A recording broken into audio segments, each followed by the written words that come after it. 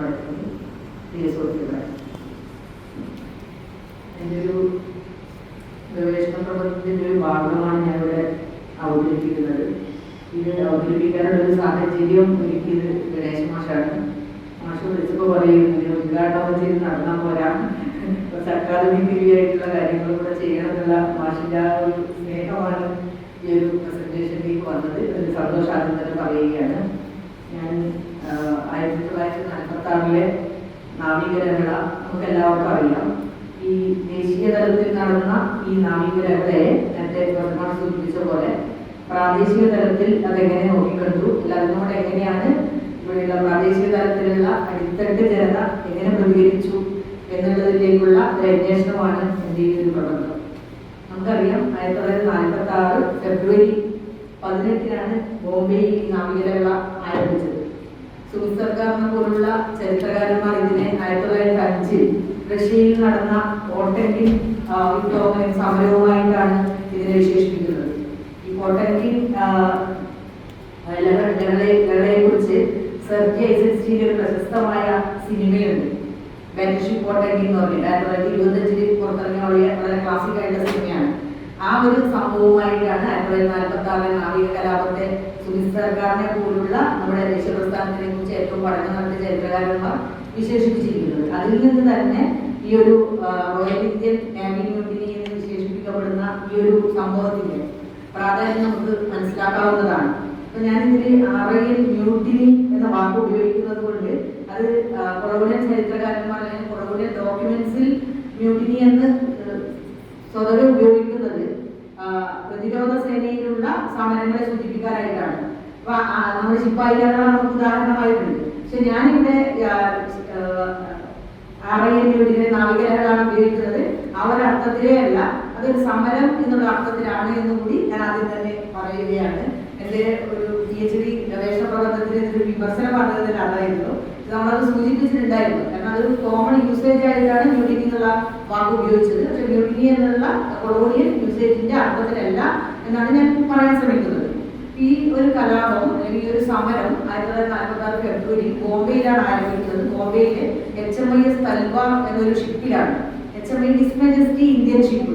അതായത് എല്ലാ രാജാവിനോടാണ് his majesty, അതായത് ഇംഗ്ലണ്ട് ഭരിക്കുന്ന രാജാവിന്റെ പേരിലാണ്. അപ്പോൾ തന്നെ നമുക്ക് മനസ്സിലാവും എന്താണെന്നുള്ളത്. HMIS തൽവാർ എന്ന് പറഞ്ഞ നേവൽ സ്റ്റേഷനാണ്. പക്ഷെ പൊതുവെ അതിന് ഷിപ്പ് എന്നാണ്. എല്ലാ നാവിക സ്ഥാപനങ്ങളെയും ഷിപ്പ് എന്ന വാക്കുകൊണ്ട് തന്നെയാണ് ഉപയോഗിക്കുന്നത്. അപ്പൊ അവിടെ ആരംഭിച്ച് അവിടെ ഒരു ഫുഡ് സ്ട്രൈക്ക് ആയിട്ടാണ് രാവിലെ ബ്രേക്ക്ഫാസ്റ്റ് ബോയ്ക്കോട്ട് ചെയ്തുകൊണ്ട് ആരംഭിച്ച ഒരു സമരമാണ്. ഇത് തുടങ്ങിയെന്ന് പറഞ്ഞാൽ ഇതൊരു വയർലെസ് സ്റ്റേഷനാണ്. ഞാൻ അതിന്റെ ചെറിയൊരു ചരിത്രം പറഞ്ഞതിന് ശേഷം മലബാറിലേക്ക് വരാം. ഇതൊരു വയർലെസ് സ്റ്റേഷനാണ്.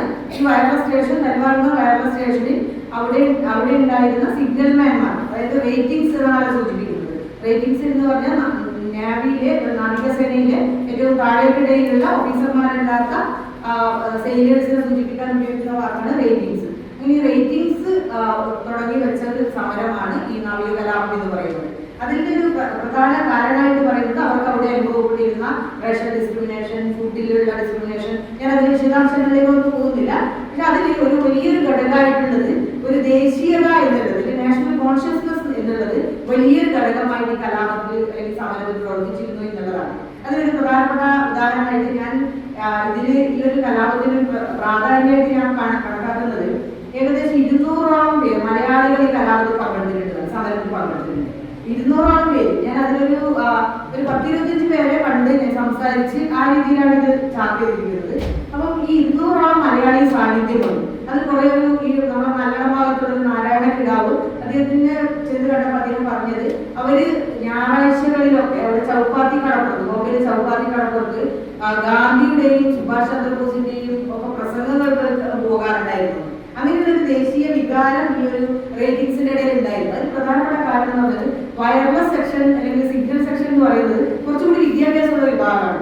വിദ്യാഭ്യാസമുള്ള ആളുകളാണ് ഈ ജോലിയിലേക്ക് ചേർന്നിരിക്കുന്നത്. അതുകൊണ്ട് തന്നെ ഈ ദേശീയത അല്ലെങ്കിൽ സുഭാഷ് ചന്ദ്രബോസിന്റെ INA സ്വാധീനം വളരെ വലുതായിട്ട് ഇതിലുണ്ടായിരുന്നു. അപ്പൊ ദേശീയത ഒരു ഭാഗത്തുണ്ട്, അതേസമയം തന്നെ അവരുടെ സർവീസ് പ്രശ്നങ്ങൾ ഇതിലേക്ക് ഈ ഒരു സമരം നടത്തുന്നതിലേക്ക് അവരെ നയിച്ചു എന്നുള്ളത് വലിയൊരു കാര്യം തന്നെയാണ്. അപ്പൊ ഞാൻ പറഞ്ഞു വരുന്നത് ഈ ഒരു സമരത്തെ 1946 ഫെബ്രുവരി ഒരു ചൊവ്വാഴ്ച തുടങ്ങി ശനിയാഴ്ച അവസാനിച്ച സമരമാണ്. അത്ര കുറച്ച് ആകെ 18 മുതൽ 23 ദിവസം വരെ മാത്രം നീണ്ടുന്ന സമരമാണ്. പക്ഷെ അപ്പോഴേക്ക് തന്നെ ഇവരാദ്യം സമരം തുടങ്ങിയപ്പോൾ ഇവരാദ്യം സമീപിക്കുന്നത് അരുണാസുഖലിയാണ്. അന്നത്തെ തീപ്പൊരി ഹീറോയിനാണ്. ഹീറോയിൻ തന്നെ സൂചിപ്പിക്കാവുന്ന ദേശീയ പ്രസ്ഥാനത്തിന്റെ ഏറ്റവും മികച്ച നേതാവാണ് അരുണാസുഖലി. അരുണാസുഖലിയെ സമീപിക്കുന്ന അരുണാസുഖലികൾക്ക് എല്ലാ സഹായങ്ങളും വാഗ്ദാനം ചെയ്തു. അപ്പോഴേക്കും സർദാർ വല്ലഭായ് പട്ടേൽ രംഗത്തേക്ക് വരുന്നു. അദ്ദേഹം പിന്നെ അതിനെ വിശദമായിട്ട് വിമർശിക്കുകയാണ്. അങ്ങനെ ഈ നാവികരോട് കീഴടങ്ങാൻ ആവശ്യപ്പെട്ടു. ഗാന്ധിയോടുള്ള എല്ലാ ബഹുമാനം നിലനിർത്തിക്കൊണ്ട് ഈ കലാപം വളരെ മോശമാണ്, ഹിന്ദുക്കളും മുസ്ലിങ്ങളും ഒരുമിച്ച് പ്രവർത്തിക്കുന്നത് വളരെ അൺഹോളിയാണ് എന്നുള്ളൊരു വാക്കാണ് ഗാന്ധി അതിനെ ഉപയോഗിക്കുന്നത്. ഗാന്ധി അതിനെക്കുറിച്ച് അതിന്റെ ഹരിജനിൽ ഒരു ലേഖനം തന്നെ എഴുതുന്നുണ്ട്. ഐഡിയാസ് ഓഫ് കോൺഫ്ലിക്റ്റ് എന്ന് പറഞ്ഞ ലേഖനത്തിൽ പറയുന്നത് ഈ നാവികന്മാർ പെട്ടെന്ന് തന്നെ കീഴടങ്ങണം, ഇത് നമ്മുടെ ഇന്ത്യയുടെ സ്വാതന്ത്ര്യ സമരത്തിന് എതിരാണ് എന്നൊക്കെയുള്ള വലിയ നമുക്ക് യോജിക്കാൻ പറ്റാത്ത ചില അഭിപ്രായങ്ങളൊക്കെയാണ് ഗാന്ധി ഈ ലേഖനത്തിൽ മുന്നോട്ട് വെക്കുന്നത്. അങ്ങനെ സർദാർ വല്ലഭായ് പട്ടേൽ മുഹമ്മദ് അലി ജിന്ന ഇടപെടുന്നുണ്ട്. അപ്പൊ അതിലൊക്കെ ഒരു കമ്മ്യൂണലായിട്ടുള്ള ചില കാര്യങ്ങളൊക്കെ വരും. ഹിന്ദു നാവികന്മാരെ റേറ്റിംഗ്സിനെ സമീപിച്ചത് വല്ലഭായ് പട്ടേലാണ്, മുസ്ലിം റേറ്റിംഗ്സ് മുഹമ്മദ് ജിന്നയാണ്. അത്തരത്തിൽ ഇവർക്ക് അതൊന്നും ഉണ്ടായിരുന്നില്ല എന്നുള്ളതാണ്. ഇത് 18നും 23 വയസ്സിനും ഇടയ്ക്ക് പ്രായമുള്ള റേറ്റിംഗ്സ് സമരം നടത്തിയത് പ്രധാനമായിട്ട് ഇതിലെ പ്രധാന ഘടകം എന്ന് പറയുന്നത് INA സ്വാധീനം തന്നെ. സുഭാഷ് ചന്ദ്രബോസ് എന്ന് പറഞ്ഞത് ചെറുപ്പക്കാരെയൊക്കെ വളരെയധികം പ്രചോദിപ്പിച്ച ഒരു വ്യക്തിത്വമാണ്. അപ്പൊ അദ്ദേഹത്തിന്റെ INA വിചാരണ ആ സമയത്ത് നവംബർ 5 ചെങ്കോട്ടയിൽ വിചാരണ 45 നടക്കുന്നുണ്ട്. അതുണ്ടാക്കി. അപ്പൊ INA വിചാരണക്കെതിരെ ഇന്ത്യയിൽ അങ്ങോട്ടുണ്ടാക്കിയിരുന്ന വലിയൊരു കൊടുങ്കാറ്റുണ്ടായിരുന്നു. ആ കൊടുങ്കാറ്റൊക്കെയാണ് പ്രധാനമായിട്ടും ഈ ഒരു നാവികരെ സ്വാധീനിച്ചത്. അപ്പം നമ്മൾ ഒരു ഫുഡ് സ്ട്രൈക്ക് എന്ന് പറഞ്ഞാൽ നമുക്ക് തള്ളിക്കളയാൻ പറ്റില്ല.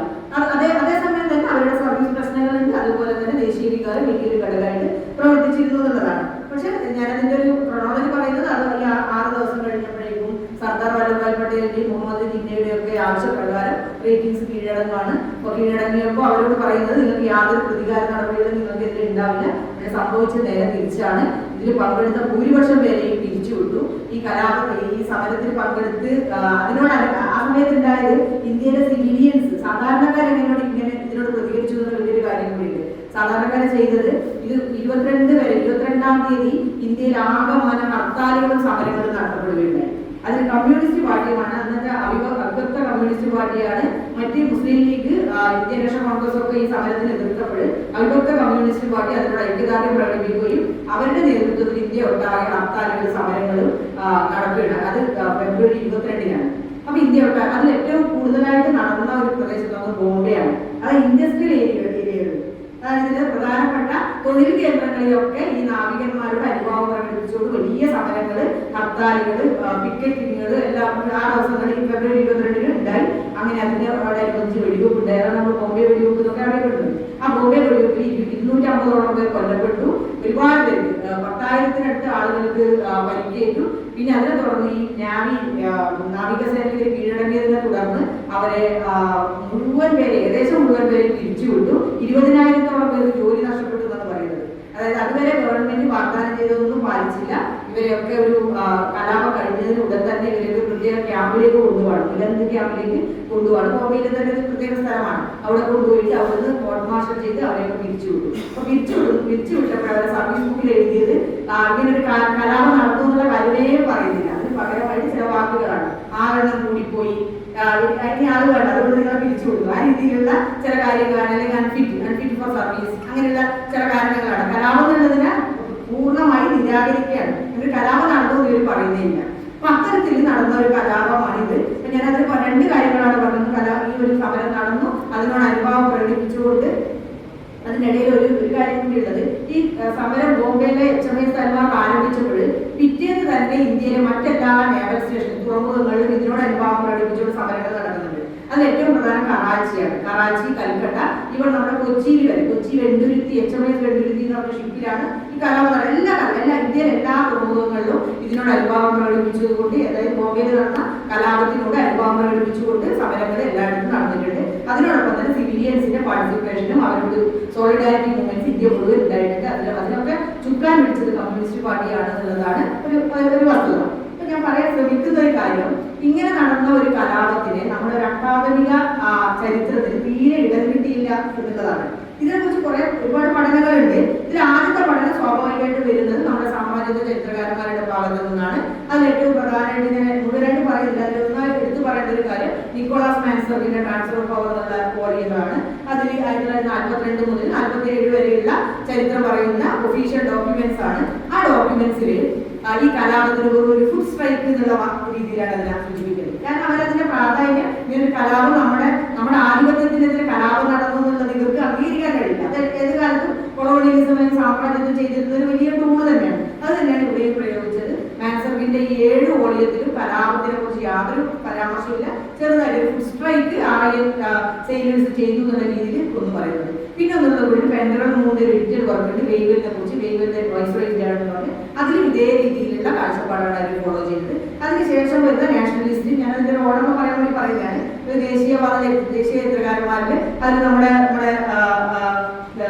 ആർ.സി. മജുംദാറിന്റെ ഏത് ഗ്രൂപ്പിലാണ് പെടുത്തേണ്ടത് എനിക്ക് അറിഞ്ഞൂടാ. RSSന്റെ ഗ്രൂപ്പിൽ പെടുത്തണോ അല്ല ദേശീയ ചരിത്ര ഗ്രൂപ്പിൽ പെടുത്തണോ എന്ന് അറിയില്ല. അപ്പൊ അദ്ദേഹത്തിന്റെ ഹിസ്റ്ററി ഓഫ് ഫ്രീഡം സ്റ്റഡിയിലുള്ള അതുപോലെയുള്ള അതിലൊരു ചാപ്റ്ററാണ് ഈ ഒരു RIM കൂടി നീക്കി വെച്ചിരിക്കുന്നത്. ഔദ്യോഗിക ചരിത്രകാരനാണ് നമ്മൾ പറയുന്നത്. ദേശീയ പ്രസ്ഥാനത്തിന്റെ ഔദ്യോഗിക ചരിത്രകാരൻ നെഗോസിയേഷൻസ് ആൻഡ് സെറ്റിൽമെന്റ് എന്നൊരു ചാപ്റ്റർ. അതിലാണ് RIM വളരെ തൊട്ട്, അതായത് ദേശീയ പ്രസ്ഥാനത്തിന് എതിരാണെന്നുള്ള തരത്തിൽ ഗാന്ധിയുടെ അതേ അഭിപ്രായം പറഞ്ഞുകൊണ്ടുള്ള ഒരു ചാപ്റ്ററാണ് അതുള്ളത്. പിന്നെ നാരായണന്റെ പുസ്തകത്തിലൊക്കെ ആ രീതിയിൽ ദേശീയ ചരിത്രകാരനോട് അതിന് കൂടുതൽ പ്രതീക്ഷിക്കേണ്ട ആവശ്യമില്ല. പിന്നീട് വരുന്ന ഒരു രചന എന്ന് പറയുന്നത് ഇതിൽ പങ്കെടുത്ത ആളുകളുടെ ഒരു ഐ വിറ്റ്നസ് അക്കൗണ്ട്സ് ആണ്. അത് പ്രധാനമായിട്ട് ഒരു 1947 തന്നെ ഒരു മാനുസ്ക്രിപ്റ്റ് എഴുതിയിരുന്നു. അത് ആരെഴുതിയത് നമുക്ക് അറിഞ്ഞില്ല. A group of victimised ratings എന്ന് പറഞ്ഞിട്ടാണ്. ഒരാൾ പറയുന്നില്ല, ഇതിൽ പങ്കെടുത്ത ഒരു കൂട്ടം വിക്ടിമൈസ്ഡ് റേറ്റിംഗ്സ് എഴുതിയ ഒരു ഗ്രന്ഥമുണ്ട്, RIM സ്ട്രൈക്ക് എന്ന് പറഞ്ഞിട്ട്. അത് 54 പ്രസിദ്ധീകരിച്ചത്. അതിൽ ഇവർ പറയുന്നത്, അത് അങ്ങനെ കുറെ പുസ്തകങ്ങളുണ്ട്, ഡയറക്റ്റായിട്ട് പോകുന്നില്ല. BC ദത്തിന്റെ RIM മ്യൂട്ടിനി എന്ന് പറഞ്ഞിട്ടുണ്ട്. വിശ്വനാഥ് ബോസിന്റെ പുസ്തകമുണ്ട് RIM സ്ട്രൈക്ക്. അങ്ങനെ കുറെ പുസ്തകങ്ങൾ ആ കാറ്റഗറിയിൽ വരുന്നുണ്ട്.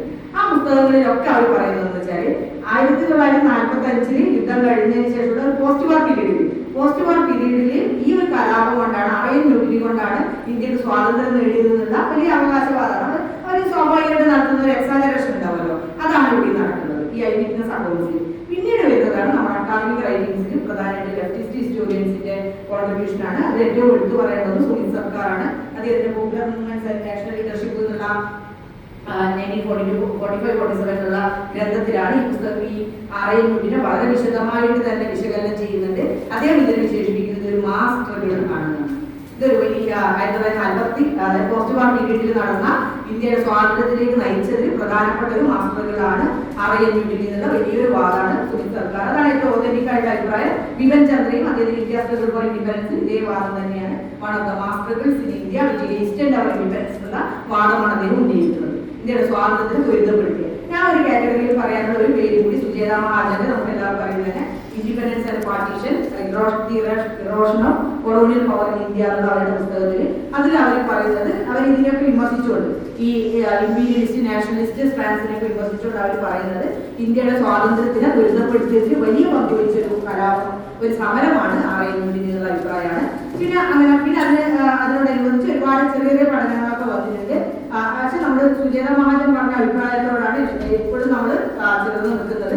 ഇന്ത്യയുടെ പോസ്റ്റ് വാർ പീരീഡിൽ ഇന്ത്യക്ക് സ്വാതന്ത്ര്യം കിട്ടാൻ വേണ്ടി ഇടയാക്കിയ, കാരണം 1957 അങ്ങനെ ഒരു കലാപം ആർമിയുടെ സൈന്യത്തിന്റെ ഇടയിൽ ഉണ്ടാവുന്നത്. അതിനുശേഷം നടന്ന ഏറ്റവും വലിയ കലാപമാണ്. അപ്പൊ സൈന്യം കൂടി കലാപം നടത്തുക എന്നുള്ളതിലേക്ക് പോയപ്പോഴാണ് അതിന് ആർപ്പിതത്തിന്റെ ഒരു പഠനം ഇന്ത്യ ടുഡേയിലൊക്കെ ആർപ്പിതത്ത് പറയുന്നത്.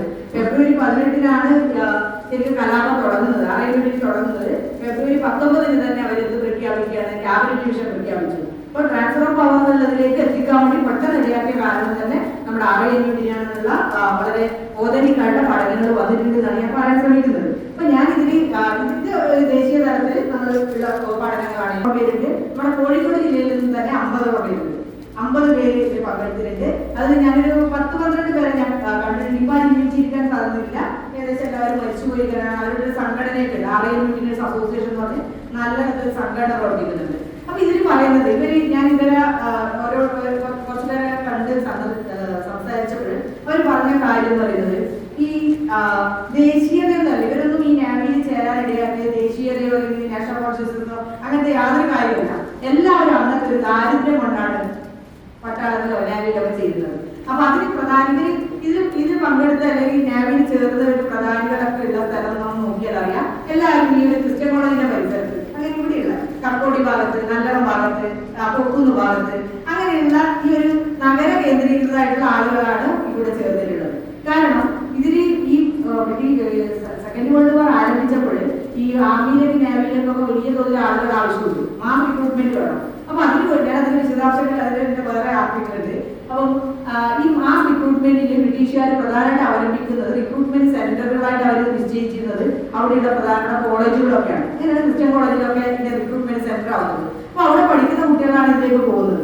അപ്പൊ ഇവിടെയുള്ള ഒരു വലിയ ദാരിദ്ര്യമാണ്. ഇവിടെ നാരായണക്കിടാവ് പറയുന്നത് ദാരിദ്ര്യം എന്ന് പറഞ്ഞാൽ നമുക്ക് സങ്കല്പിക്കാനാവാത്ത ദാരിദ്ര്യമാണ് ശരിക്കും സെക്കൻഡ് വേൾഡ് വാർ പീരീഡിലോ. മലബാർ ക്ഷാമം തന്നെ ഉണ്ട്. നമ്മുടെ ബംഗാൾ ക്ഷാമത്തിനോട് താരതമ്യപ്പെടുത്താവുന്ന മലബാർ ക്ഷാമമുണ്ട്. അപ്പൊ ആ ക്ഷാമമുണ്ട്, പകർച്ചവ്യാധികളുണ്ട്, കോളറയുണ്ട്, വസൂരിയുണ്ട്, എല്ലാം കൊണ്ട് ഭീകരമായ അന്തരീക്ഷമാണ്. അപ്പൊ അവിടുന്ന് രക്ഷപ്പെടാനായിട്ടാണ് ആളുകൾ പട്ടാളത്തിൽ ചെയ്യുന്നത്. അങ്ങനെ പോയത് അതിനേക്കാൾ വലിയ അവസ്ഥയാണെന്നാണ് പറയുന്നത്. അപ്പൊ ഇവിടുന്ന് ഞാൻ ഒരു ഗോപാലകൃഷ്ണ മേനോക്കി എന്ന് പറഞ്ഞിട്ടുള്ള ഒരാളെ, അദ്ദേഹം മരിച്ചുപോയി, അദ്ദേഹത്തിനെ ചെന്ന് കണ്ടിട്ട്, അദ്ദേഹം കമ്പോടിക്കാരനാണ്. അപ്പൊ അദ്ദേഹമൊക്കെ പറയുന്നത് ഇവിടെ ഇന്റർമീഡിയറ്റ് പാസ്സായി നിൽക്കുമ്പോഴാണ് ഇങ്ങനെ റിക്രൂട്ട്മെന്റിനെ കുറിച്ച് അറിയുന്നത്. അപ്പൊ തന്നെ പോയിട്ട് അതിൽ പോയി അവര് തൂക്കമൊക്കെ നോക്കി അങ്ങനെ അവരെ തെരഞ്ഞെടുത്ത്, അത്രേ ഉള്ളൂ. അതിനൊക്കെ രസകരമായിട്ടുള്ള ഒരു കാര്യം, നമ്മുടെ എഴുത്തുകാരൻ പവനൻ നിങ്ങൾ കേട്ടിട്ടുണ്ടാവല്ലോ. അപ്പൊ അദ്ദേഹത്തിന്റെ വെണ്ണക്കോളയിലെ വെണ്ണക്കോളയിലാണ് പഠിക്കുന്നത്. ആ സമയത്താണ് അദ്ദേഹം പറയുന്നത്, അദ്ദേഹത്തിന്റെ ആത്മകഥ ആദ്യകാലസ്മരകരം എന്ന് പറഞ്ഞിട്ട് അതിലദ്ദേഹം എഴുതിയിരിക്കുന്നത്, അദ്ദേഹം ഇങ്ങനെ ഒരു ദിവസം അവിടെ കോളേജിന്റെ ക്യാൻറ്റീനിൽ ഇങ്ങനെ ഇരിക്കുകയാണ്, ഇരുന്ന് ചായ കുടിക്കുകയാണ്. ചായ കുടിക്കുമ്പോഴാണ് അതിന്റെ അപ്പുറത്ത് ഒരു പോസ്റ്റർ വെച്ചിരിക്കുന്നതാണ്, വരൂ നാവിയിൽ ചേരും ലോകം കാണും എന്നൊക്കെ പറഞ്ഞിട്ട് വലിയൊരു പോസ്റ്റർ വെച്ചിരിക്കുകയാണ്. അപ്പൊ ലോകം കാണാൻ ഭയങ്കര അഡ്വഞ്ചറസായിട്ട് ചെറുപ്പക്കാർക്ക് ഭയങ്കര താല്പര്യമാവുമല്ലോ. അപ്പൊ പവനെ വിചാരിക്കണം നാവിയിൽ ചേരാം. അങ്ങനെയാണ് അദ്ദേഹം കൊണ്ട് ചെയ്തിരുന്നത്. ചേർന്നിട്ട് പക്ഷെ അദ്ദേഹത്തിന് അദ്ദേഹം എഴുത്തുകാരനാണ്, അത്രയുള്ള സോഷ്യൽ കമ്മിറ്റ്മെന്റ് ഒക്കെ ഉള്ളതാണ്. ആദ്യം അവിടെ പോയി കമ്മ്യൂണിസ്റ്റ് പാർട്ടിയുടെ യൂണിറ്റ് ഉണ്ടായിരുന്നു ഇവിടെ നാവിയിൽ ചേർന്ന് അദ്ദേഹത്തെ പിരിച്ചുവിട്ടു, വേറെ കാര്യം. അപ്പൊ അങ്ങനെ ഒരുപാട് പേര് ഈ നാട്ടിൽ നിന്ന് വിവിധ കാരണങ്ങൾ നമ്മൾ പറയുന്നുണ്ട്. പക്ഷെ അത് പ്രധാനമായിട്ടും ദാരിദ്ര്യവും പട്ടിണിയും പിന്നെ അന്നത്തെ ഒരു വ്യോമാക്രമണം, ഈ ജപ്പാൻ എപ്പോഴും ബോംബിടുന്നുള്ളൊരു പേടി പറയുന്നുണ്ട്. എപ്പോഴും വേണമെങ്കിൽ ബോംബിട്ടേക്കാന്നുള്ളൊരു പേടിയുണ്ട്. ആ വ്യോമാക്രമണ പ്രതിരോധ പദ്ധതിയുടെ ഒക്കെ ഭാഗമായിട്ട്, അങ്ങനെയൊക്കെ ഞാൻ അതിന്റെ ഡീറ്റെയിൽസിലേക്ക് പോകുന്നില്ല. അപ്പൊ അതിന്റെ ഒക്കെ ഭാഗമായിട്ട് ഒരുപാട് പേര് അങ്ങനെ ഈ പട്ടാള നാവിയിലേക്ക് ചെയ്യുവാണ്. അപ്പൊ ചേർന്നവർക്ക് അവിടെ ചെന്നെത്തിയിട്ട് അവിടെയുള്ള ചില അവസ്ഥകളിലാണ് അവർ ഈ ദേശീയ പ്രസ്ഥാനമായിട്ടൊക്കെ ബന്ധപ്പെടുന്നത്.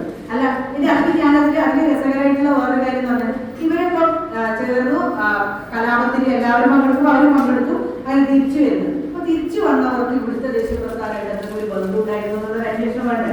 അല്ല, അവിടെ പോയി അവർ കലാപത്തിൽ പങ്കെടുത്തു, അവർ പിരിച്ചു വിട്ടിട്ട് വന്ന ഒരാൾ പോലും ഇവിടുത്തെ അന്ന് ഇവിടെ ദേശീയ പ്രസ്ഥാനങ്ങൾ വളരെ ശക്തമായിട്ട്, കമ്മ്യൂണിസ്റ്റ് മൂവ്മെന്റ് ഏറ്റവും ശക്തമായിട്ട് ഒരു കാലം വരുന്നുണ്ട്. അതിലൊന്നും ഇവർക്ക് യാതൊരു പങ്കാളിത്തം ഉണ്ടാവുന്നില്ല. കാരണം അവരെ അതിൽ നിന്നൊക്കെ തടുത്തു നിർത്തിയത് അവരുടെ ദാരിദ്ര്യമാണ്. ദാരിദ്ര്യത്തിൽ രക്ഷപ്പെടാൻ പോയിട്ട് വീണ്ടും പിരിച്ചുവിട്ട് ഇവിടെ വന്നപ്പോ അതിദാരിദ്ര്യമാണ്. അപ്പൊ ചിലവരൊക്കെ പറയുന്നത് അത്രയും വേറെ നമുക്ക് ഒന്നും ആലോചിക്കാൻ വഴിയില്ല.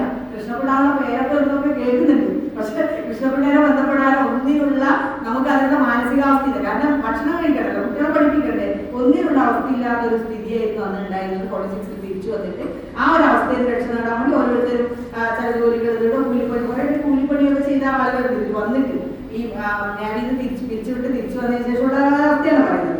അപ്പൊ അതായിരുന്നു അതുണ്ടായിരുന്നത്. ഞാൻ അതിന്റെ വിശദാംശങ്ങളിലേക്കെല്ലാം പറയാൻ ശ്രമിക്കുന്നത്. അപ്പൊ ഈ കലാപം ബോംബെയിൽ ആരംഭിച്ച് 22-ന് ഇന്ത്യ ഒട്ടാകെ ഹർത്താലും സമരങ്ങളും ഉണ്ടായ സമയത്ത് കേരളം മലബാർ എങ്ങനെയാണ് അതിനോട് പ്രതികരിച്ചു എന്നുള്ള ഒരു പഠനമാണ് ഞാൻ പറയാൻ ശ്രമിക്കുന്നത്. അപ്പൊ മലബാറിന്റെ അന്നത്തെ അവസ്ഥ നമ്മൾ നോക്കിയാൽ മതി. സെക്കൻഡ് വേൾഡ് വാർ കഴിഞ്ഞു. കമ്മ്യൂണിസ്റ്റ് പാർട്ടിയുടെ ഏറ്റവും വലിയ സ്ട്രോങ് ഹോൾഡായിട്ട് മലബാർ മാറിയിരിക്കുന്ന ഒരു സമയമാണത്. കാരണം കോൺഗ്രസ് സോഷ്യലിസ്റ്റ് പാർട്ടി അതിന് മുമ്പേ ഉണ്ടായിരുന്നു. കോൺഗ്രസ് സോഷ്യലിസ്റ്റ് പാർട്ടി ഏകദേശം മുഴുവനോടെ കമ്മ്യൂണിസ്റ്റ് പാർട്ടിയായിട്ട് മാറി. അപ്പൊ ഈ സമയത്ത് 1943 കമ്മ്യൂണിസ്റ്റ് പാർട്ടിയുടെ വാറിനോടുള്ള ഒരു അപ്രോച്ചിലൊക്കെ വലിയ മാറ്റം വരുന്നുണ്ട്. അതായത് അതുവരെ ഇമ്പീരിയലിസ്റ്റ് വാർ, സാമാജിക യുദ്ധം എന്ന് പറയുന്നത് റഷ്യയിൽ ചേർന്നതോടുകൂടി പീപ്പിൾസ് വാർ, ജനകീയ യുദ്ധം എന്നുള്ള രീതിയിലൊക്കെ വരുന്നത്. അതോടുകൂടിയിട്ട് തന്നെ ഈ ജനകീയ യുദ്ധം എന്നുള്ളതിനെ കുറിച്ച് നമുക്ക് വിമർശനങ്ങൾ ഉണ്ടാകാം. പക്ഷെ അതിൽ ഏറ്റവും ശ്രദ്ധിക്കേണ്ട ഒരു കാര്യമുള്ളത്, ഈ ജനകീയ യുദ്ധം എന്ന് കമ്മ്യൂണിസ്റ്റ് പാർട്ടി പ്രഖ്യാപിച്ചപ്പോൾ അതിന്റെ ഒരു ജനകീയ അടിത്തറ തന്നെ വലുതായി എന്നുള്ളതാണ്. അതായത് ഈ യുദ്ധത്തിനെതിരെയുള്ള വേണ്ടിയുള്ള വലിയ സമരങ്ങൾ, വലിയ പ്രക്ഷോഭങ്ങൾ, വലിയ ക്യാമ്പയിനുകൾ, പ്രചാരണ പരിപാടികളൊക്കെ കമ്മ്യൂണിസ്റ്റ് പാർട്ടിയുടെ നേതൃത്വത്തിൽ മലബാറിൽ നടക്കുന്നുണ്ട്. അതോടൊപ്പം തന്നെ കമ്മ്യൂണിസ്റ്റ് പാർട്ടി വെറുതെ യുദ്ധത്തിനെതിരെയുള്ള പ്രചരണം മാത്രമല്ല നടത്തുന്നത്. ഗ്രോമോ ഫുഡ് ക്യാമ്പയിനുള്ള സാധാരണക്കാരെ ബാധിക്കുന്ന ഒരു വലിയ വിഷയത്തെ ഏറ്റെടുത്ത് കപ്പ കൃഷി പോലുള്ള നമ്മുടെ നാട്ടിലൊക്കെ കപ്പ കൃഷിയൊക്കെ വ്യാപകമായത് ഈ ഒരു സമയത്താണ്. ഇപ്പൊ കപ്പ കൃഷി പോലുള്ള സാധാരണക്കാരൻ, ഞാൻ നേരത്തെ സൂചിപ്പിച്ച മലബാർ ക്ഷാമത്തിന് പ്രതിവിധി കാണാൻ വേണ്ടി ഒരുപാട് കാര്യങ്ങൾ ചെയ്തിട്ടാണ് കമ്മ്യൂണിസ്റ്റ് പാർട്ടി അന്ന് ജനങ്ങളുടെ മനസ്സിലേക്ക് എത്തിയത്. ജനങ്ങളെ മൊബിലൈസ് ചെയ്തത് സാധാരണക്കാരന്റെ ഒരു പ്രശ്നം, അതായത് ഏറ്റവും അടിസ്ഥാന പ്രശ്നം ഏറ്റെടുത്തിട്ടാണ്. അതുവരെ കോളറയും വസൂരിയും പകർച്ചവ്യാധികളും അങ്ങനെ ചൊറിയുടെ കാര്യങ്ങൾ അതൊക്കെ വളരെ രസകരമാണ്. എന്തോരം തരത്തിലുള്ള ചൊറികൾ ഉണ്ടായിരുന്നു, 64 തരത്തിലുള്ള പനി ഉണ്ടായിരുന്നു. അപ്പൊ അതൊക്കെ അങ്ങനെ അത്ര ഭീകരമായ അവസ്ഥയാണ്. ആ അവസ്ഥയിൽ നിന്ന് സാധാരണക്കാരനെ കരകയറ്റാനുള്ള ഒരു വഴിയായിരുന്നു ജനങ്ങൾ കണ്ടിരുന്നത് കമ്മ്യൂണിസ്റ്റ് പാർട്ടിയാണ്. അതൊരു യാതൊരു സംശയമില്ല. അപ്പൊ ആ ഒരു 46 ആയപ്പോഴേക്കും അവരുടെ ജനകീയ അടിത്തറ ഏറ്റവും വലുതായിരിക്കുകയാണ്. കോട്ടൺ മില്ലുകളിൽ ഇങ്ങനെയുള്ള മില്ലുകളിൽ എല്ലായിടത്തും കർഷകരുടെ ഇടയിൽ, കർഷക തൊഴിലാളികളുടെ ഇടയിലൊക്കെ വലിയൊരു അടിത്തറ ഉണ്ടാക്കാൻ കമ്മ്യൂണിസ്റ്റ് പാർട്ടിക്ക് 1946 ആകുമ്പോഴേക്കും, യുദ്ധം കഴിയുമ്പോഴേക്കും സാധിച്ചിരുന്നു. അപ്പോഴാണ്, ആ സമയത്താണ് ഈ നാവികരകള ഉണ്ടാവുന്നത്. ഇതിൽ ഈ ഒരു ഞാൻ പറയാൻ ആഗ്രഹിക്കുന്ന ഒരു കാര്യം കൂടി, ഈ ഒരു ജനകീയ അടിത്തറ കമ്മ്യൂണിസ്റ്റ് പാർട്ടിക്ക് രൂപപ്പെടുത്താൻ സാധിച്ചതിൽ ഏറ്റവും വലിയ പങ്ക് വഹിച്ചത് നമുക്കറിയാം, അത് സഖാവ് പി കൃഷ്ണപിള്ള തന്നെയാണ്. അദ്ദേഹത്തിന്റെ ഏറ്റവും, എനിക്ക് തോന്നി കേരളം കണ്ട ഏറ്റവും മികച്ച സംഘാടകൻ എന്ന് പറയാൻ പറ്റുന്ന നേതാവാണ് പി കൃഷ്ണപിള്ള. അപ്പൊ പി കൃഷ്ണപിള്ളയുടെ നേതൃത്വത്തിൽ ഈ ഒരു കലാപത്തിനെ കുറിച്ച് വാർത്ത വന്നപ്പോൾ, അതിങ്ങനെ ആണ്ടകാട്ട് ഭാഷ അതിനെ കുറിച്ച് എഴുതിയിട്ടുണ്ട്. കലാപത്തിനെ കുറിച്ച് വാർത്ത വന്നപ്പോഴത്തേക്കും പാപ്പിനിശ്ശേരിയിൽ ഒരു ചായക്കടയിൽ ഇരിക്കുകയായിരുന്നു കൃഷ്ണപിള്ള. അപ്പൊ ഇത് കേട്ടപ്പോൾ, ഇങ്ങനെ കലാപം അവിടെ നടന്നു, അപ്പൊ അതിനെതിരെ വെടിവെപ്പ് ഉണ്ടായിരുന്നൊക്കെ കേട്ടപ്പോൾ കൃഷ്ണപിള്ള ചാടി എഴുന്നേറ്റ് അദ്ദേഹത്തിന്റെ കണ്ണു തീപ്പൊരി മാറിയെന്നാണ് പറയുന്നത്. കാരണം സാധാരണക്കാരോട്, മനുഷ്യരോടുള്ള അദ്ദേഹത്തിന്റെ കാഴ്ചപ്പാടാണ് കാണിക്കുന്നത്. അങ്ങനെ അദ്ദേഹം ചെയ്തതെന്ന് വെച്ചാൽ ഒരുപാട് സീക്രട്ട് യൂണിറ്റുകൾ ഉണ്ടാക്കുവാണ്. ഇതിനോട് അനുഭാവം പ്രകടിപ്പിച്ചിട്ട്, അതായത് ഈ കലാപകാരികളോട് അനുഭാവം പ്രകടിപ്പിക്കാനും അതോടൊപ്പം തന്നെ ഈ ബോംബെ വെടിവെപ്പിൽ പ്രതിഷേധിക്കാനും വേണ്ടിയിട്ട് കുറെ സീക്രട്ട് രഹസ്യ യൂണിറ്റുകൾ ഉണ്ടാക്കി പ്രവർത്തിക്കാൻ തുടങ്ങി. അത് പ്രധാനമായിട്ട് കർഷകരുടെ ഇടയിലും ഈ ഫാക്ടറി വർക്കേഴ്സിന്റെ ഇടയിലും മിൽ വർക്കേഴ്സിന്റെ ഇടയിലും ഒക്കെ അങ്ങനെ ഒരുപാട് പ്രവർത്തിക്കാൻ തുടങ്ങി. അങ്ങനെ ഫെബ്രുവരി 26-ന് മലബാറിന് മുഴുവനായിട്ട് കമ്മ്യൂണിസ്റ്റ് പാർട്ടിയുടെ നേതൃത്വത്തിൽ ഹർത്താൽ ആചരിച്ചു. അതിനോടനുബന്ധിച്ച് ജാഥകളും സമരങ്ങളും ഒക്കെ നടന്നു. അതിൽ ഏറ്റവും പ്രധാനമായിട്ട് അതാണ് ഞാൻ പറയാനുള്ളത്, പാപ്പിനിശ്ശേരി ആറോൺ മില്ലുണ്ട്. ഈ ആറോൺ മില്ല്, സാമുവൽ ആറോൺ എന്ന് പറയുന്നത് അന്നത്തെ പ്രധാനപ്പെട്ട കോൺഗ്രസ് നേതാവാണ്. അവിടുത്തെ പ്രധാനപ്പെട്ട അദ്ദേഹത്തിന്റെ ഉടമസ്ഥതയിലുള്ള മില്ലാണ് ആറോൺ മില്ല്. ഈ ആറോൺ മില്ലിൽ ഒരു സമരം തുടങ്ങുകയാണ്. ആ സമരം എന്തിനു തുടങ്ങിയെന്ന് പറഞ്ഞാൽ അവരുടെ കൂലി വർദ്ധിപ്പിക്കാനൊന്നും തുടങ്ങിയതല്ല. ഈ നാവിക കലാപത്തോട് അനുഭാവം പ്രകടിപ്പിച്ചുകൊണ്ട്, ബോംബെ വെടിവെപ്പിൽ പ്രതിഷേധിച്ചുകൊണ്ട് അവിടുത്തെ തൊഴിലാളികൾ, ഈ മിൽ തൊഴിലാളികൾ തുടങ്ങിയ ഒരു സമരമാണ് ഫെബ്രുവരി 26-ന്. നിങ്ങൾ ആലോചിക്കേണ്ട ആ ഒരു പോയിന്റാണ് ഞാൻ പറയാൻ ശ്രമിക്കുന്നത്. അതിന് ഈ സമരം തുടങ്ങിയപ്പോൾ സാമുവൽ ആറോൺ അദ്ദേഹം അന്നത്തെ വലിയ ദേശപ്രസ്ഥാനത്തോട് ചേർന്ന് നിന്ന് പ്രവർത്തിക്കുന്ന കോൺഗ്രസ് നേതാവാണ്. അദ്ദേഹം ആദ്യം ചെയ്തത് തൊഴിലാളികളെ പിരിച്ചുവിടുകയാണ് ചെയ്തത്. അങ്ങനെ കൃഷ്ണപിള്ള അവിടെ എത്തി. അവിടെ ഒരു സമര സമിതി ഉണ്ടാക്കുന്നത്, കെ സി കണ്ണനൊക്കെ ചെയർമാനായിട്ടുള്ള ഒരു KP സ്റ്റാൻലി സെക്രട്ടറി ഒക്കെ ആയിട്ടുള്ള ഒരു സമര സമിതി ഉണ്ടാക്കുന്നത്. അതിന്റെ നേതൃത്വത്തിൽ സമരം മുന്നോട്ട് പോവാണ്. ഈ തൊഴിലാളികൾ സമരം ചെയ്യുമ്പോൾ ഇതാണ് ഇന്ന് ഇല്ലാതായിക്കൊണ്ടിരിക്കുന്ന ഒരു വസ്തുത. ഈ മിൽ തൊഴിലാളികൾ, ആറോൺ മില്ലിലെ തൊഴിലാളികൾ സമരം ചെയ്യുമ്പോൾ അവരോട് അനുഭവം പ്രകടിപ്പിച്ചുകൊണ്ട് കർഷകർ അവർക്ക് ഫുഡൊക്കെ എത്തിച്ചുകൊണ്ടിരിക്കുകയാണ്. ഭക്ഷണ സാധനങ്ങളൊക്കെ എത്തിക്കുന്നത് സാധാരണ കർഷക തൊഴിലാളികളാണ്. അത്രമാത്രം ഐക്യപ്പെട്ടുകൊണ്ടുള്ള സോളിഡാരിറ്റി മൂവ്മെന്റ്സ് ആണ് ഇവിടെ നടന്നിരുന്നത്. ഈ ആറോൺ മില്ലിലെ സമരം ഈ സാമുവൽ ആറോണിന്റെ കടുംപിടുത്തമാണ് 110 ദിവസം നീണ്ടുനിന്നു.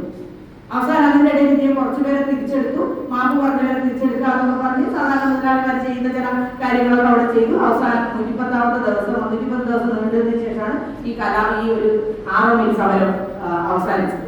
നിങ്ങൾ ഇതിൽ ശ്രദ്ധിക്കേണ്ട ഒരു കാര്യമുള്ളത്, എന്തിനായിരിക്കും ഈ തൊഴിലാളികൾ അങ്ങ് ബോംബെ എവിടെയോ ദൂരെയാണ്, ഇന്നത്തെ പോലെ ട്രാൻസ്പോർട്ട് ആൻഡ് കമ്മ്യൂണിക്കേഷൻ ഒന്നും ഇല്ലാത്തൊരു കാലത്ത് ഇവിടെ ദൂരെ ഒരു പ്രാദേശികമായിട്ട് പാപ്പിനിശ്ശേരി എന്ന് പറയുന്ന ഒരു സ്ഥലത്തുള്ള ആളുകൾ, തൊഴിലാളികൾ എങ്ങനെയാണ് ബോംബെയിലെ നാവികരോട് അനുഭവം പ്രകടിപ്പിച്ചുകൊണ്ട് സമരം നടത്തിയത്? അത് നിങ്ങൾ കൂട്ടി വായിക്കേണ്ട ഒരു കാര്യമാണ്. പോയിട്ട് തിരിച്ചു വന്നവരോടൊന്നും ഇവർക്ക് യാതൊരു കണക്ഷൻ വരുന്നില്ല എന്ന ഒരു വസ്തുത കൂടിയുണ്ട്. അപ്പം ഇതിനോട് ഒന്നിച്ചുള്ള ഒരു കാര്യമുള്ളത്, ആ സമയത്ത് ഇവിടുത്തെ വിദ്യാർത്ഥികൾ, അതാണ് ഏറ്റവും കൂടുതൽ ഇതിന്റെ ഏറ്റവും പ്രാധാന്യം തന്നെ വിദ്യാർത്ഥികളുടെ പങ്കാളിത്തമാണ്. വിദ്യാർത്ഥികൾ എല്ലാ സ്റ്റുഡന്റ് ഫെഡറേഷൻ ഫെഡറേഷനിലെ വിദ്യാർത്ഥികൾ,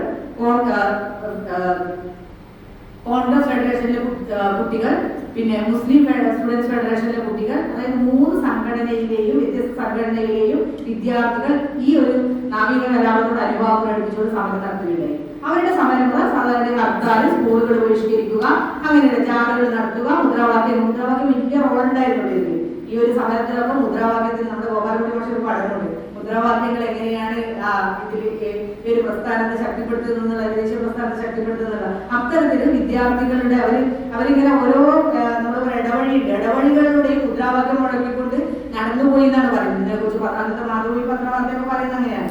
അപ്പോൾ ഈ വിദ്യാർത്ഥികൾ ചെയ്തതിൽ പ്രധാനപ്പെട്ട കാര്യം എന്ന് പറയുന്നത് അവർ ഈ 3 സംഘടനകളുടെയും സ്റ്റുഡന്റ് ഫെഡറേഷന്റെ ചെങ്കൊടിയും മുസ്ലിം സ്റ്റുഡന്റ് ഫെഡറേഷന്റെ ഹരിത പതാകയും കോൺഗ്രസിന്റെ ത്രിവർണ്ണ പതാകയും ഒന്നിച്ചു കൂട്ടിക്കെട്ടിയാണ് അവർ ജാഥയും മീറ്റിങ്ങുകളൊക്കെ നടത്തിയത്. നിങ്ങൾ ആലോചിക്കേണ്ട കാര്യം അതൊന്നും മറ്റൊരു തരത്തിൽ മറ്റു നേതാക്കന്മാരിലെ കമ്മ്യൂണിസ്റ്റ് പാർട്ടി മറ്റു 3 പാർട്ടികളും അത്തരത്തിലുള്ള ഒരു ഏകീകരണം ഉണ്ടാവുന്നില്ല. അതേസമയം വിദ്യാർത്ഥികൾ അത്തരത്തിലുള്ള ഒരു ഏകീകരണം ഉണ്ടായി എന്നുള്ളതാണ്. അതിന് ഒരുപാട് കാരണങ്ങളുണ്ട്. ഞങ്ങളുടെ കരുവള്ളൂർ സ്കൂളിലൊക്കെ സ്മാരക സ്കൂളിലൊക്കെ ഇതിനോടനുബന്ധിച്ചുള്ള സമരങ്ങൾ, വിദ്യാർത്ഥികൾ സ്കൂളുകൾ ബോയ്ക്കോട്ട് ചെയ്യുന്നതും അപ്പോൾ ഒരുപാട് കുട്ടികളെ സസ്പെൻഡ് ചെയ്യുന്നതും അങ്ങനെ വലിയ കാര്യം ഒരുപാട് സമരങ്ങൾ അവിടെ ഇവിടെ നിലമ്പൂർ ഉണ്ടായിട്ടുണ്ട്, എല്ലായിടത്തും കോഴിക്കോട് ഉണ്ടായിട്ടുണ്ട്, ക്രിസ്ത്യൻ കോളേജ് സമരം ഉണ്ടായിട്ടുണ്ട്. എല്ലായിടത്തും ഞാൻ അതിന്റെ വിശദാംശം പറയുന്നില്ല. ഇങ്ങനെ എല്ലായിടത്തും ഇതിനോട് അനുഭാവം പ്രകടിപ്പിച്ചുകൊണ്ടുള്ള സമരങ്ങൾ ഉണ്ടായിട്ടുണ്ട്. അപ്പോൾ വിദ്യാർത്ഥികൾ ഇതിനെ കാണുന്നത് ഒരു സാമ്രാജ്യത്വ വിരുദ്ധ സമരമായിട്ടാണ്. സാമ്രാജ്യത്വ വിരുദ്ധ സമരത്തിൽ എല്ലാവരും ഒരുമിച്ച് നിൽക്കുക എന്നുള്ള ഒരു വലിയ സന്ദേശമാണ് അന്നത്തെ വിദ്യാർത്ഥികൾ ഈ 3 വിദ്യാർത്ഥി സംഘടനകൾ ചെയ്തത്. പക്ഷെ അത് പ്രത്യക്ഷത്തിൽ മറ്റാരും ഏറ്റെടുത്തില്ല എന്നുള്ളതാണ് ഇതിന്റെ ഒരു ദൗർഭാഗ്യമായിട്ട് പറയാനുള്ളത്. ഈ വിദ്യാർത്ഥികളുടെ ഈ ഒരു കാഴ്ചപ്പാടിനെ കുറിച്ച് ഒരു സുമന്ത ഭട്ടാചാര്യ എന്ന് പറഞ്ഞ സുമാന്ത് ഭട്ടാചാര്യ എന്ന് പറഞ്ഞിട്ട് ഒരു ബംഗാളി കവിയുണ്ട്. അപ്പൊ അത് ബംഗാളിലൊക്കെ ഇതേപോലുള്ള സ്റ്റുഡൻസിന്റെ പ്രക്ഷോഭം നടക്കുന്നുണ്ട്. അപ്പൊ അദ്ദേഹത്തിന്റെ ഒരു കവിതയുടെ 2 വരി ഇങ്ങനെയാണ്: ഞങ്ങളെ വെടിയുണ്ടകളാൽ തകർത്തെറിഞ്ഞു, പക്ഷെ ഞങ്ങളുടെ തല നേരെ തന്നെ നിന്നു. വെടിയുണ്ടകൾക്ക് പോലും ഞങ്ങളുടെ തല ഇല്ലാതാക്കാൻ സാധിച്ചില്ല എന്നാണ് പറയുന്നത്. ഞങ്ങൾ വെടിയുണ്ടകളാൽ തകർത്തെറിയപ്പെട്ടു, പക്ഷെ ഞങ്ങളുടെ തല നേരെ തന്നെ നിന്നു എന്നുള്ളതാണ്. അതായിരുന്നു അന്നത്തെ വിദ്യാർത്ഥികളുടെ പ്രത്യക്ഷത്തിലുള്ള മനോഭാവം. പക്ഷെ അത് പൂർണ്ണമായിട്ടും മുകളിലേക്ക് ഏറ്റെടുക്കാൻ ഇവിടുത്തെ സംഘടന രാഷ്ട്രീയ പാർട്ടികൾക്ക് സാധിച്ചില്ല എന്നതാണ് വേറെ കാര്യം. അപ്പൊ ഞാനിതിന് അവസാനിപ്പിക്കുകയാണ്. ഞാനിതിന് പറയാൻ ശ്രമിക്കുന്ന ഒരു കാര്യം, ഇങ്ങനെ ദേശീയ തലത്തിൽ ദൂരെ ബോംബെയിലും കറാച്ചിയിലും മദ്രാസിലും ഒക്കെ നടന്ന സമരം, ആ സമരത്തിനോട് അനുഭാവം പ്രകടിപ്പിച്ചുകൊണ്ട് പ്രധാനമായിട്ടും സോളിഡാരിറ്റി മൂവ്മെന്റ്സ് നടന്നത് കമ്മ്യൂണിസ്റ്റ് പാർട്ടിയുടെ നേതൃത്വത്തിൽ പ്രധാനപ്പെട്ട വ്യാവസായിക കേന്ദ്രങ്ങളിലായിരുന്നു. ഒന്ന് പ്രധാനമായിട്ടും ബോംബെയില് ട്രേഡ് യൂണിയൻ പ്രസ്ഥാനത്തിന്റെ അമരക്കാരെന്ന് പറയുന്നത് അന്ന് കമ്മ്യൂണിസ്റ്റ് പാർട്ടികളാണ്. ഈ കമ്മ്യൂണിസ്റ്റ് പാർട്ടിയുടെ നേതൃത്വത്തിൽ പ്രധാനമായിട്ട് കറാച്ചിയിലെ അർബൻ സെന്റേഴ്സിൽ അല്ലെങ്കിൽ ബോംബെയിലെ അർബൻ സെന്റേഴ്സിൽ, കൽക്കട്ട തെരുവുകളിൽ ഒക്കെ സമരങ്ങൾ നടന്നു. പക്ഷെ മലബാറിലും അതോടനുബന്ധിച്ചുള്ള സമരങ്ങൾ നടന്നു. ആ സമരത്തിന്റെ ഒരു പ്രത്യേകത എന്ന് പറയുന്നത് അവിടെ ഒരു അർബൻ സെന്റേഡേ ആയിരുന്നില്ല. പ്രാദേശിക തലത്തിൽ നിന്നും ഗ്രാമങ്ങളിൽ നിന്നും നഗരങ്ങളിൽ നിന്നും ഒരുപോലെ ആളുകൾ വന്ന് ഈ സമരത്തിലൂടെ പാപ്പിനിശ്ശേരി കഴിക്കാൻ നമുക്കറിയാം. ഒരു അർബൻ സെന്റർ ഒന്നുമല്ല, നഗരം പോലുമല്ല. അങ്ങനെയുള്ള സ്ഥലത്തും ഗ്രാമവാസികളും വളരെ സജീവമായിട്ടാണ് ഈ സമരത്തിൽ പങ്കെടുത്തത്. അപ്പൊ ഇതിൽ നമുക്ക് ഇതിനെ ഒരു കൺക്ലൂഡ് ചെയ്യാൻ പറ്റുന്ന ഒരു വസ്തുത എന്ന് പറയുന്നത്, ഈ സമരത്തിൽ ഏതെങ്കിലും ഒരു വേതന വർധനവിനോ അങ്ങനെയുള്ള ഒന്നിനും വേണ്ടിയായിരുന്നില്ല ഈ സമരങ്ങൾ, ഒന്നും സോളിഡാരിറ്റി മൂവ്മെന്റ്സ് ഒന്നും നടന്നത്. തൊഴിലാളികൾ, കർഷകർ, അതായത് ഒരു അടിത്തട്ട് ജനത ഒരു ദേശീയ തലത്തിൽ നടന്ന സമരത്തോട് ഐക്യദാർഢ്യം പ്രകടിപ്പിച്ചുകൊണ്ട് നടന്ന സമരത്തിന് അവരെ പ്രാപ്തരാക്കിയത് കൃത്യമായ ഒരു പൊളിറ്റിക്കൽ ഐഡിയോളജി തന്നെയാണ്. അതാണ് എൻ്റെ ഒരു വാദം ഉള്ളത്. ഒരു പൊളിറ്റിക്കൽ കൃത്യമായുള്ള ഒരു രാഷ്ട്രീയ പ്രത്യയശാസ്ത്രം അവരെ സ്വാധീനിച്ചിട്ടുണ്ട്. ആ രാഷ്ട്രീയ പ്രത്യയശാസ്ത്രത്തിന്റെ അടിസ്ഥാനത്തിലാണ് അതിനെ മൊബിലൈസ് ചെയ്യാണ് കമ്മ്യൂണിസ്റ്റ് പാർട്ടി ചെയ്യുന്നത്. ഇതിനെക്കുറിച്ച് കെ മാധവൻ അദ്ദേഹത്തിന്റെ ആത്മകഥയിൽ, ഗാന്ധി കമ്മ്യൂണിസ്റ്റിന്റെ ഓർമ്മകളുടെ ആത്മകഥയിൽ അദ്ദേഹം പറയുന്നുണ്ട്, ശരിക്കും കമ്മ്യൂണിസ്റ്റ് പാർട്ടി ഈ ഒരു സിറ്റുവേഷന് ഏറ്റവും നന്നായിട്ട് ഉപയോഗപ്പെടുത്തി എന്നുള്ളതാണ്. അതായത് ഒരു പൊളിറ്റിക്കൽ ഐഡിയോളജി ജനങ്ങളിലും അതിനെ സ്വാധീനിച്ച് അതിനൊരു പൊളിറ്റിക്കൽ മൂവ്മെന്റ്സിലേക്ക് ജനങ്ങളെ കൊണ്ടുവരാൻ വേണ്ടിയിട്ട് കമ്മ്യൂണിസ്റ്റ് പാർട്ടിക്ക് ഈ സമയം സാധിച്ചു. അതിനൊരു ഘടകമായിട്ട് മാറാൻ ഈ RIMUDക്ക് സാധിച്ചു എന്നുള്ളതാണ് കെ മാധവൻ അദ്ദേഹത്തിന്റെ ആത്മകഥയിൽ പറയുന്നത്. ഇപ്പൊ നമ്മൾ പറയുന്നത് ഈ നമ്മൾ പൊതുവെ അടിത്തട്ട് ജനത അവരുമായിട്ട് ബന്ധപ്പെട്ട ഒരു പ്രശ്നത്തിനെ പരിഹരിക്കാനാണ് പൊതുവെ സമരരംഗത്തേക്ക് വരുന്നതെന്നുള്ള സിദ്ധാന്തത്തിനൊക്കെ അപ്പാടെ നിരാകരിക്കുന്നതാണ് അങ്ങനെ വിദ്യാഭ്യാസമോ നമ്മൾ വിചാരിക്കുന്ന അക്കാദമിക് വിദ്യാഭ്യാസമോ ഒന്നും ഇല്ലാത്ത ഒരു ജനത, ഒരു ഏറ്റവും താഴെത്തട്ടിലുള്ള ജനത ചെയ്തത് ഒരു കൃത്യമായിട്ടുള്ള ഒരു, അതായത് കമ്മ്യൂണിസ്റ്റ് പാർട്ടി കൃത്യമായ ഒരു പൊളിറ്റിക്കൽ ഐഡിയോളജിയിലൂടെയാണ് ഇവിടുത്തെ മൊബിലൈസേഷൻ, ജനങ്ങളെ മൊബിലൈസ് ചെയ്തതിന്റെ ഏറ്റവും പ്രത്യക്ഷമായ ഉദാഹരണമാണ് RIMUDയോട് അനുബന്ധിച്ച് നടന്ന സോളിഡാരിറ്റി മൂവ്മെന്റ്സ്, പ്രത്യേകിച്ച് മലബാറിൽ നിന്നാണ് ഞാൻ പറയാൻ ശ്രമിക്കുന്നത്. അപ്പൊ ഇതിനോട് അതിനൊരു ഉദാഹരണം കൂടി പറയാം. ശ്രീവിദ്യ ടീച്ചർ അതിന്റെ ഭാഗമായിട്ട് ആയിരിക്കും വരുന്നത്. അപ്പൊ അതിൽ പറയുന്നത് ഇപ്പൊ ഇതിന്റെ കേമാധവൻ ഒന്നുകൂടി പറയുന്നത് 1946 നവംബറിലാണ് തോൽവിയുടെ സമരം നടക്കുന്നത്.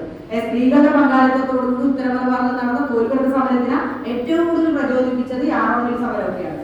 അതായത് ഈ സമരങ്ങൾ പിൽക്കാല കമ്മ്യൂണിസ്റ്റ് പാർട്ടിയുടെ നേതൃത്വത്തിൽ നടന്ന സമരങ്ങളെ വളരെയധികം പ്രചോദിപ്പിച്ചിട്ടുണ്ട്. ഇപ്പൊ പുന്നപ്രവയലാർ ഒക്ടോബറിൽ 1946 ഒക്ടോബറിൽ നടന്ന സമരം, പിന്നെ നവംബറിൽ തോൽവിയുടെ സമരം, പിന്നീടുള്ള കമ്മ്യൂണിസ്റ്റ് പാർട്ടിയുടെ ഒരു പോപ്പുലർ സ്പേസ് വർദ്ധിപ്പിക്കുന്നതിൽ ഈ ഒരു RIMUDയോടനുബന്ധിച്ച സോളിഡാരിറ്റി മൂവ്മെന്റ്സ് വളരെ വലിയ പങ്ക് വഹിച്ചിട്ടുണ്ട് എന്നാണ് എനിക്ക് ഇതിന് എൻ്റെ ഒരു ഗവേഷണത്തിൽ എനിക്ക് മനസ്സിലാക്കാൻ സാധിച്ചത് എന്ന് പറഞ്ഞുകൊണ്ട് നിർത്തുന്നു.